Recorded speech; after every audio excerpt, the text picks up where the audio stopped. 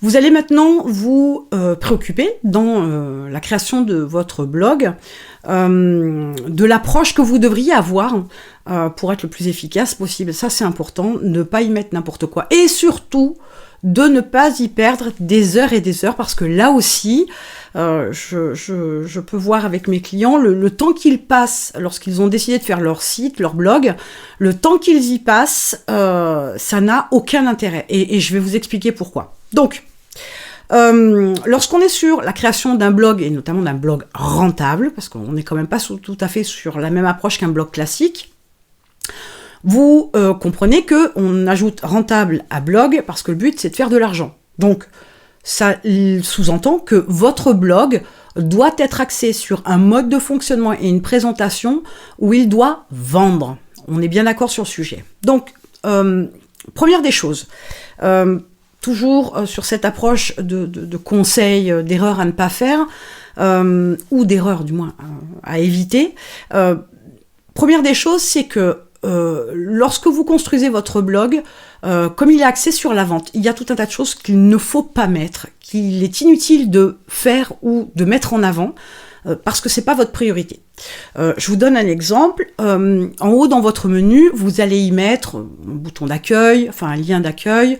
Vous allez y mettre le lien vers vos produits, votre shop par exemple, ou vos programmes de formation, de préférence. Vous allez y mettre un lien vers votre blog. Vous allez peut-être mettre d'autres liens, que sais-je. Là, c'est le strict minimum en général d'approche que l'on peut avoir. Sauf que, première des choses, mettre un lien vers les articles de votre blog, ça n'a aucun intérêt. Pourquoi ? Parce que, je le rappelle, je viens de le dire, l'utilité, l'objectif de votre site, de votre blog, c'est vendre. N'amenez pas les gens sur les articles. Quand vous créez un article, c'est pour pouvoir être indexé dans les moteurs de recherche, notamment Google, c'est 90% des recherches dans le monde.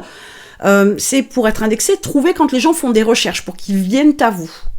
Mais vous n'êtes pas un magazine de médias. Vous n'êtes pas un média en ligne. Vous n'êtes pas là pour leur faire consommer de l'article. Vous êtes là pour leur vendre vos produits.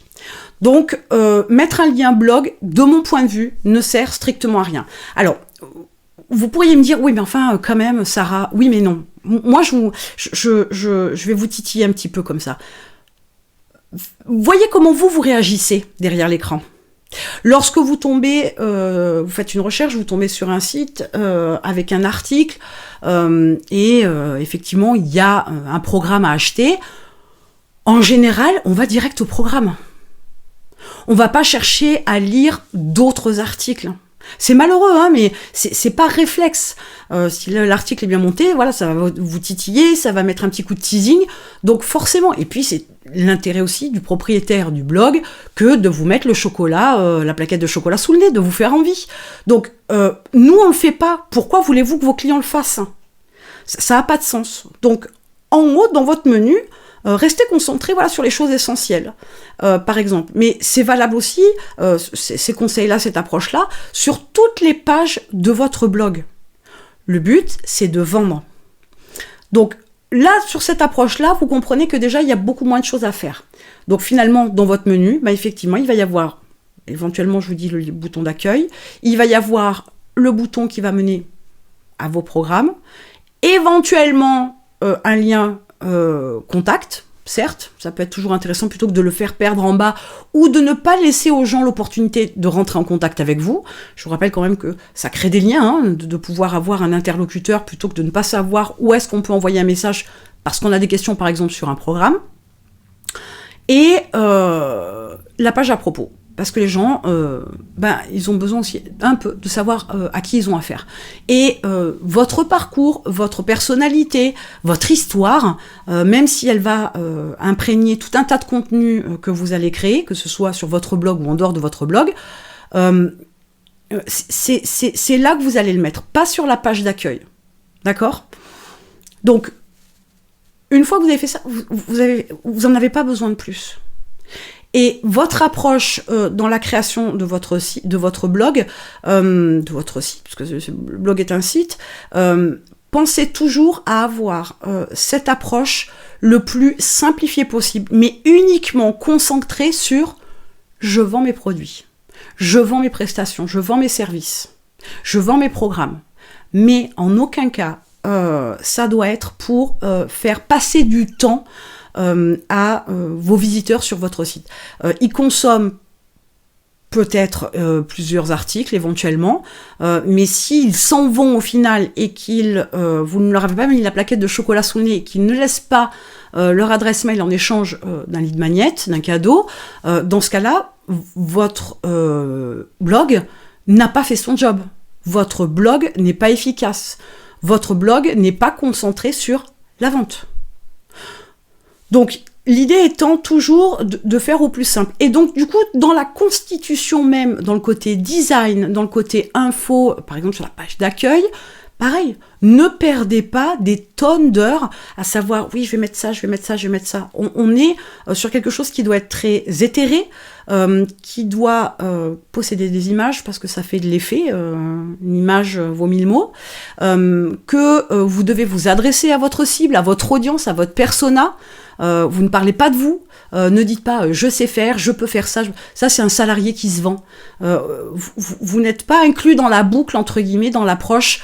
Vous vendez un résultat, un bénéfice, un avantage, une transformation à votre visiteur. Donc, parlez-lui. Employez le vous ou le tu, mais parlez-lui. Ne restez pas avec des phrases très floues du on, par exemple, ou très généralistes. Ne dites pas l'entreprise ou mon entreprise. C'est très froid. Mais parlez à votre persona pour que quand il arrive, ne serait-ce que sur la page d'accueil, il se sente compris, il se sente entendu. Et que potentiellement naisse dans son esprit l'idée que vous pouvez lui apporter quelque chose dont justement il a besoin parce que vous avez bien compris sa problématique. Je rappelle que l'achat, c'est d'abord émotionnel et après, c'est raisonné. Donc, si vous avez pu parler son langage et le toucher d'entrée de jeu, votre visiteur, il y a de fortes chances que vous arriviez déjà, à minima, à lui prendre son adresse mail.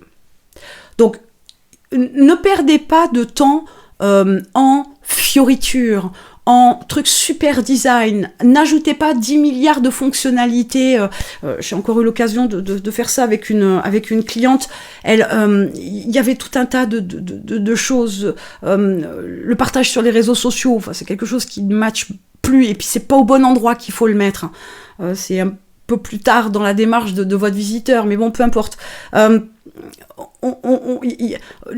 L'idée, c'est de ne pas le faire se déconcentrer de votre objectif. Vous êtes déjà allé chez Ikea. Donc chez Ikea, vous avez vu, il y a un fléchage au sol. Et inconsciemment, on suit les flèches et on passe dans tous les services pour arriver à la caisse avec quelque chose dans les mains. D'accord ? Donc, leur objectif, c'est de vous vendre quelque chose, que vous achetiez quelque chose. Votre blog, c'est exactement la même chose.